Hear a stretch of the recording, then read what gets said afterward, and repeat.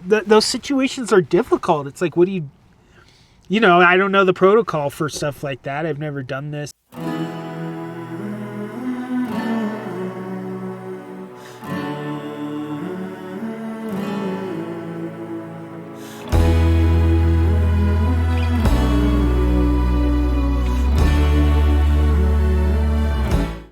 Welcome to our campground. Ready for a tour? Let's go.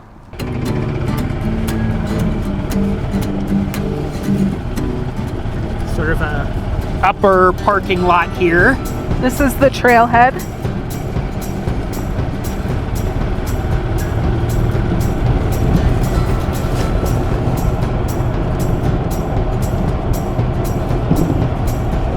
Full this weekend. All 105 sites. Gorgeous view now coming down.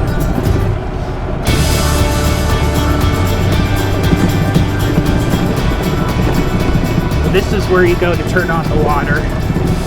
Walk up there. Our tank is up there as well.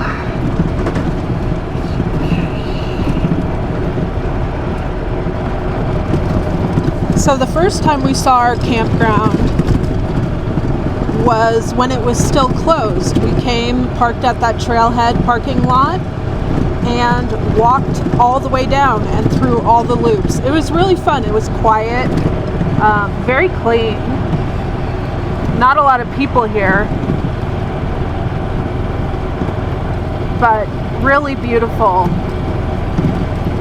Yeah, we had a really fun week here by ourselves. Before the opening, we had a really fun time by ourselves here. So when we came down here, the road had been newly graded. I think we're 3 weeks into the season with the campground open, and it is already washboard, as you can tell. Yes.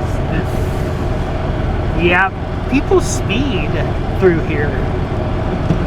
So it is a little ways down from the main road, Swan Mountain Road, but it's not too bad. So here we're coming up on the two ways you can go. So the first way is, you see that sign there, that's for Windy Point. That's the group site.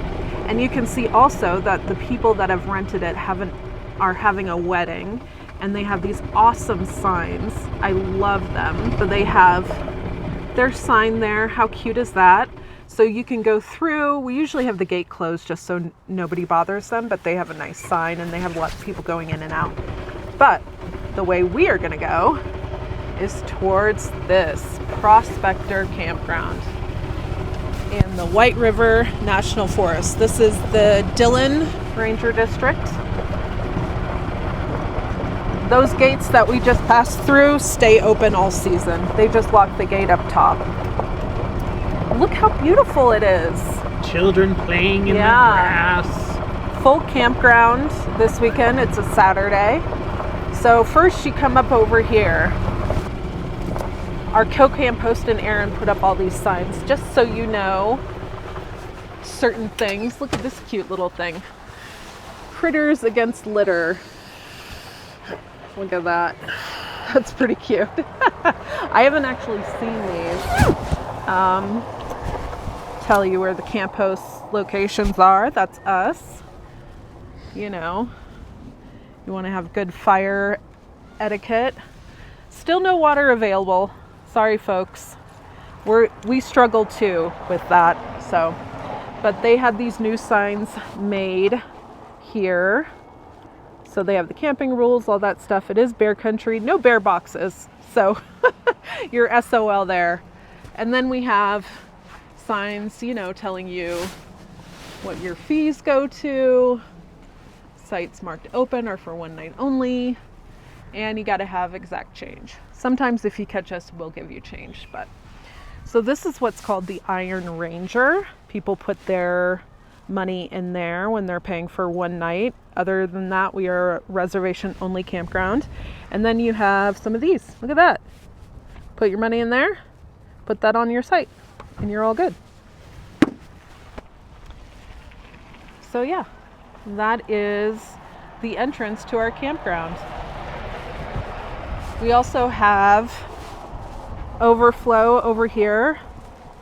We don't charge day use fees, but people can park here and use the trails to get down to the reservoir, which is really nice. So that's what all those people are doing. It's a beautiful Saturday. It was totally rainy yesterday, so everybody is out and about today. So let's show you each loop.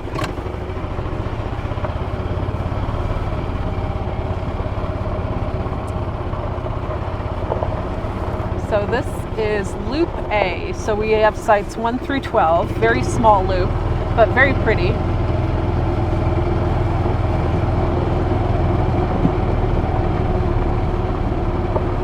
Sneak peek at our spot right there.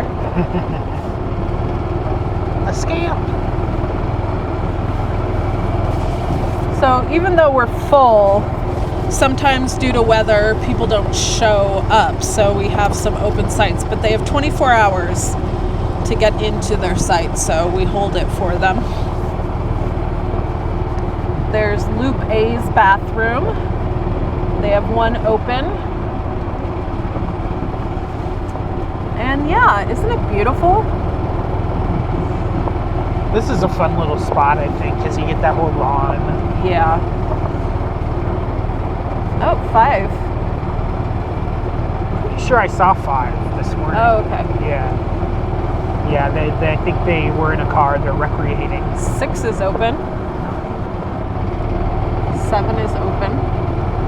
I guess those people left early, so they flipped the sign. I guess, yeah. I didn't flip them. know. I didn't flip them. Mm-mm. The one challenge with this campground is that we don't have bear boxes, so we really have to rely on people being responsible with their food and making sure it's locked up in their vehicles when they're not using it, or they're not eating it.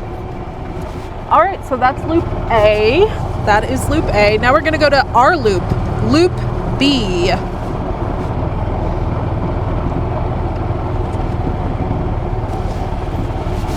Sites 13 through 27, I think. Yep. Another challenge is that people don't really obey the speed limit. So if you're out and about and you see, isn't this a cool trailer? Oh my gosh. Look at the front. Look at it. Oh, it's amazing.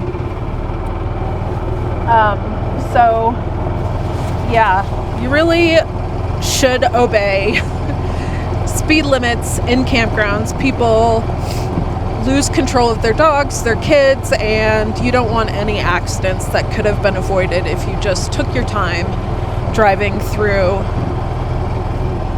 the campground. Also, you shouldn't be in a hurry. You should be enjoying your time at the campground. But what do we know?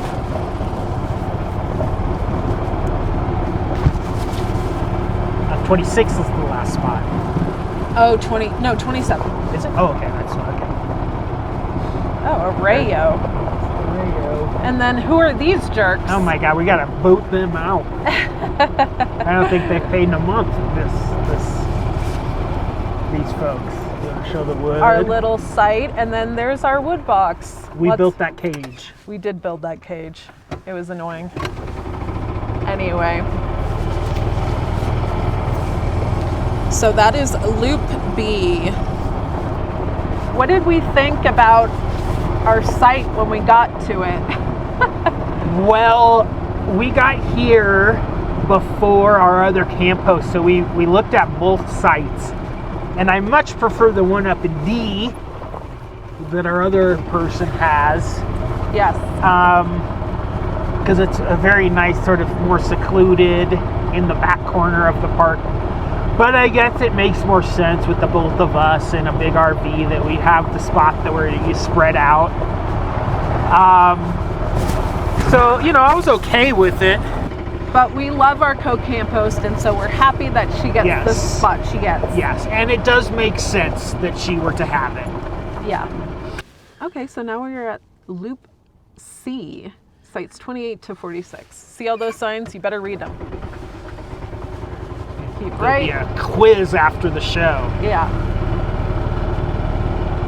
Aren't these beautiful though? Yeah. You're in the trees.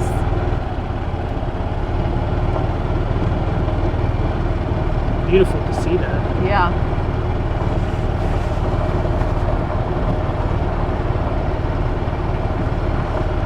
Oh, they have water. Canoe. Oh, yeah. How cool. Very cool. That's awesome. Bikes. Oh.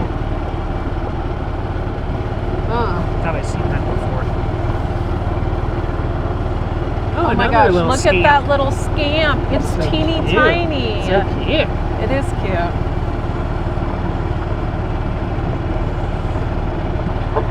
He not. Oh, okay. His hands were busy putting on his sweatshirt. Ah. This, I think, is the out of the way loop. Yeah. For a lot of reasons. All the loops have their own personalities. Yes. Us and our co-campost have found. This one is definitely the out of the way loop. Yeah. People try and hide here and not pay. Right. I feel like a lot of tents go here. Yeah. And this is the best site because you get your own entrance. Look at that. Look at that with a beautiful little. Oh. What even is it? A little camper something. Yeah. Utopian camper. So every site has a fire ring and picnic table, which is really nice, but no amenities. You don't get electric or anything like that. We'll take a little stop here at this sign. Yeah, our water sign fell down, so I'm gonna staple it back up. Oh, I see it. Yep. I'll get it. Film me doing it. So this is D loop.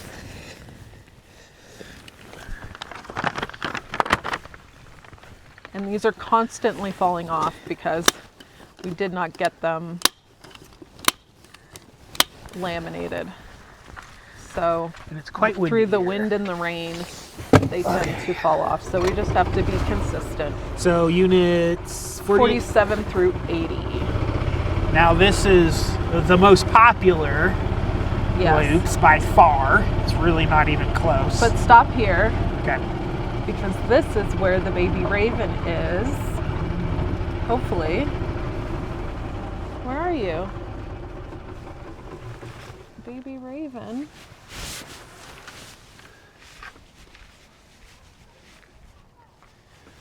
Over here, I see it. Oh, you do? Yep. Oh, oh my gosh, it's walking. Yeah, I bet you're hungry. Oh my gosh. It couldn't walk a day or so ago, but the mom keeps feeding it, so. It's kind of creepy. Yeah. How did Heather even spot that? The kids in that site found it and then found her. Okay.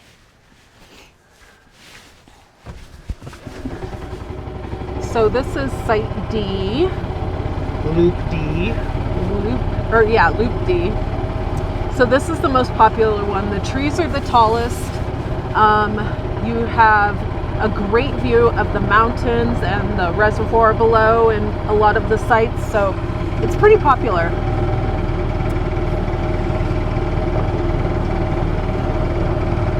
So you can see that we have the carcinite poles that a lot of national forests have, and then we have those reservation tags that are laminated. Look at that. Look at this site. This is a great site with that view. Amazing. This one's a really good site too. Look at that. Oh my gosh. Gorgeous. And then you have the interior sites right there.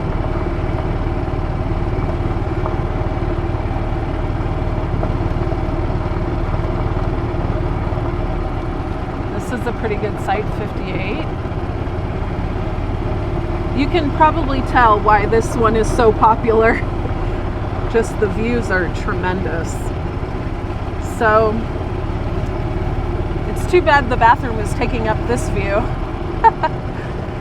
That would be a good site. But yeah, definitely a full house today. And then we're coming up on our co-campost site. But right here is another trailhead. And she has to constantly kick people out of parking here. But look at that. So the trail here goes down to the reservoir. You can see the sign there. I think we showed you our walk along that trail in another video. But isn't this great? It's just beautiful. It's a beautiful campground. So we're coming up on site 77. That was our biggest incident. Yeah, we had this guy driving this big, I don't even know what you call it. It's like a diesel flatbed truck, right? And he also had another pickup truck that was pulling a huge fifth wheel. You know, it's got all the windows broken out. The diesel pusher has piles of junk on the back with a mattress on top. You know, they're very obvious when you see them. So we saw him in town before he came to the campground. We were like, whoa, what is going on there? Both vehicles. We didn't know he was driving both of them. And then one day he came into the campground and we were like, oh boy, here we go. So, and he had a couple kids with him and they were nice enough. They pulled into our loop first and spent one night there. Aaron had to chase them down for money. Every night, the following day, I would always have to find him and get him money because he would never pay unless we asked. So then after that first night, he left and we thought, oh, he left. But then he went into Loop D, our co-campost site, and we told her the deal. And so every single day we had to chase him around for money. That was not fun. I think both Aaron and our co-campost were very clear with him that he couldn't stay through the weekend. So on Thursday, I caught him and it was Thursday night, and I needed him to pay for that night that he was going to stay and the previous night. And I've made it very clear to him that the site he's in and all the sites in the campground are going to be reserved tomorrow. And you have to be out by 11. So I'm doing my rounds at about noon. I get up there, nowhere to be found, but his pickup and his fifth wheel are there. And his kids are there. And just children are there. And so I asked him, first of all, I tell him that they had to be out of this spot an hour ago. And where's your daddy? And they said, oh, he's at work or whatever. And then they call him. And so anyway, the guy had left a bunch of children in a campsite, abandoned all these children in this campsite and left. And he knew he had to be out. So I had to call the sheriff. And but by the time the sheriff got here, he had shown up and got all of his stuff out. And boy, he was minutes away from disaster, and it's like those situations are difficult. It's like, what do I don't know the protocol for stuff like that. I've never done this. I don't, I called my boss and he said to call the sheriff because of the abandoned children. But yeah, it's just a very awkward situation. So the thing about it is that when you see an extreme situation like that, especially people who are on the road a lot and kind of clock people living full-time in their vehicles, you tend to read those situations pretty well. So once we found out it was only one person driving the big truck with all the stuff in the back, pulling 2 ATVs and a truck with a old fifth wheel on it, we knew something was off. And then when it came into the campground, it was even more clear that something was off. And the fact that he continued to stay, that we had to continually chase him down for money, red flags all around. Yeah. So that is why both Aaron and our co-camp host were very clear with him that he had to be out even an hour before the actual out time. Our time is, you have to check out is noon and check in is 2. But because he has so many items, so many things to move, saying 11 a.m. gives him an hour buffer. However, he never was going to adhere to that because he left to go to work. Wasn't there. And he wasn't there. And so the situation is, he put us into a situation that he should never have put us into, because we are required to get everybody out and get everybody in to the campground by 2. It's our responsibility that if you show up at 2, your campsite is ready and available for you. Basically, the gentleman forced our hand, right? Forced Aaron's hand, because with the amount of items and things he had to get out, we couldn't wait till 2. We had to allow enough time that whatever the course of this situation that was going to take place, we had to allow enough time for it to be to end, to be able to get into the campsite, clean it before the other people showed up. So our co-camp host and I had gone to the Dillon Farmers Market that morning, and then because the farmers market's so freaking expensive, we went to the grocery store to get vegetables instead. But while we were there, Aaron messaged us and kind of told us the deal. He's still there, and it was noon. And the fact that he has to communicate with his kids to find out where he is. And they're not 15. I think they were preteens, boys, very friendly. Very nice boys. They would go fishing down at the reservoir and they didn't ride cause their bikes. any trouble. They would ride their bikes around the loops and things. So we didn't have a problem with them as people, a group in the campground at all. The boys found the baby raven on their bikes and told our co-camp host about it. That's how she kind of moved it off the road to where it is now, and then the mom has been feeding it, which is fantastic, or the parents have been feeding it, which is amazing.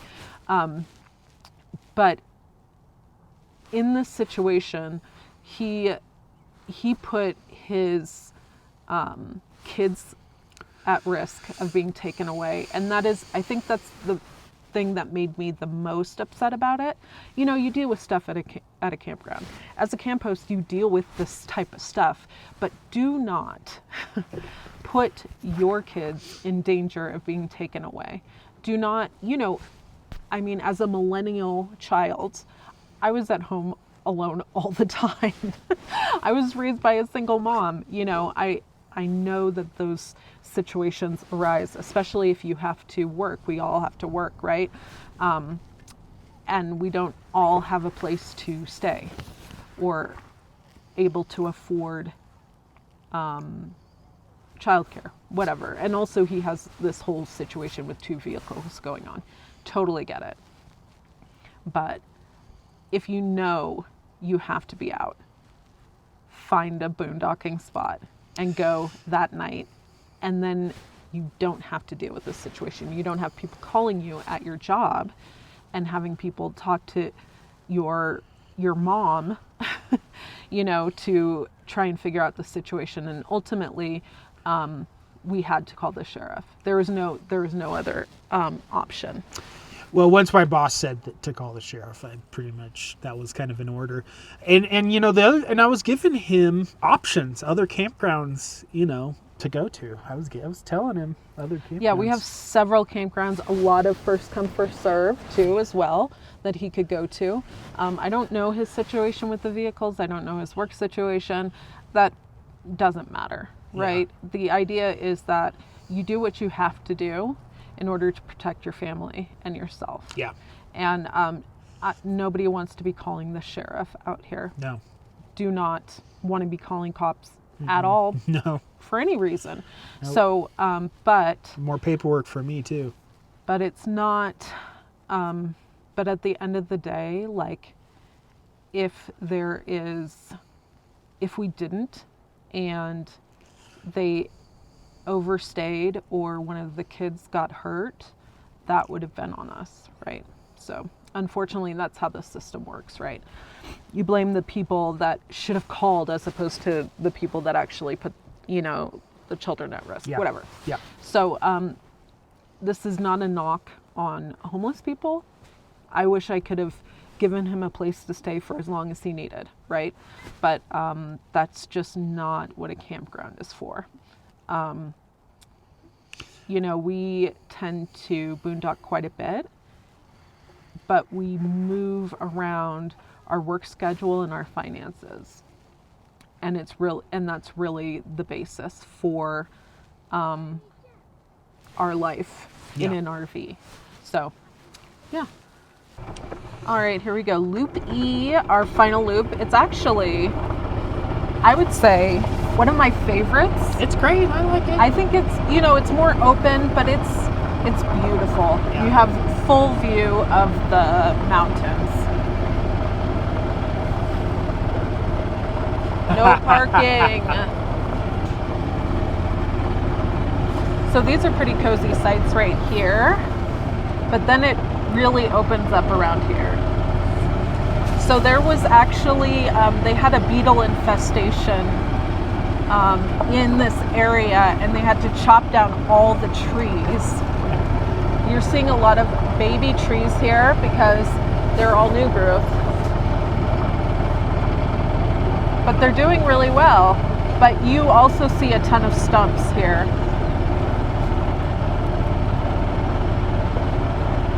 From where they chopped everything down. But yeah, this is like, you tend to be a little closer out here. There's not a lot of tree cover between sites, but that's okay. Still beautiful.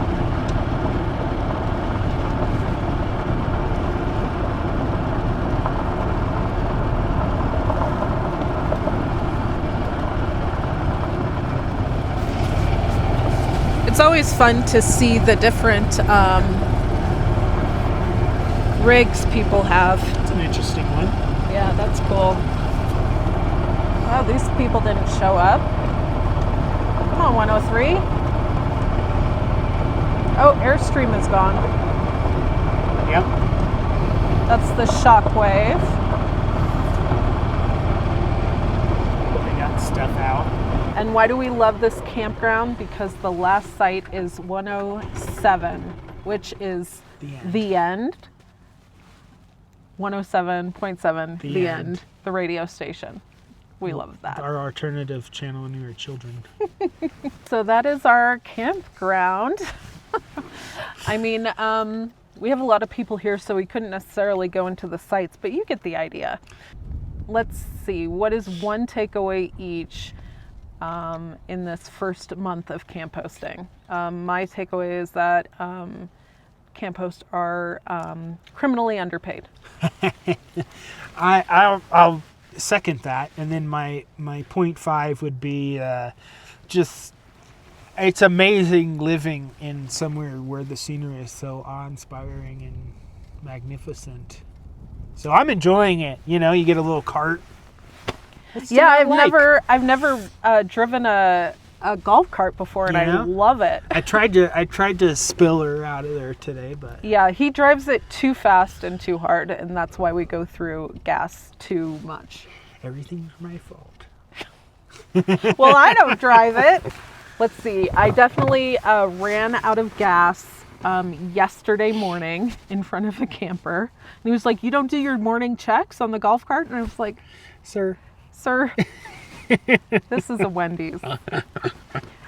So that was pretty fun. What other funny things have happened? Yeah, this morning, Aaron had to jump this. Who knew? I wasn't even sure if the golf cart had a battery, to be perfectly honest. Yep. Pulled the juke up and jumped her. So with this cart, you just put this key in, turn it, and now it's on. And you basically have reverse and forward.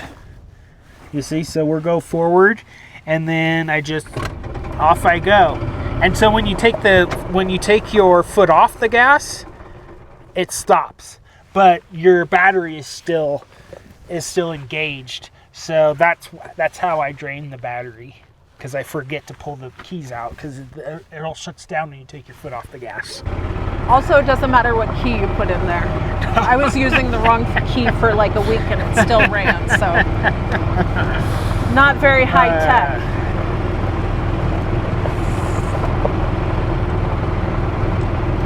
But yeah, I think we're pretty lucky. Oh my gosh, yeah. Look at that. We lucked out on our co-campost, who we love, our campground, and the town that we are in. So yeah, it's a fun little town. It is, and we're only an hour away from Denver too, if we need to get something more substantial. Yeah, but they pretty much have everything here. Yeah. But yeah, that is our campground. Maybe we'll see you this summer. Yeah. We'd love to. Yeah. Come say hello. Swing by. Yeah. But remember, quiet hours are from 10 p.m. to 6 a.m. Bye. Bye.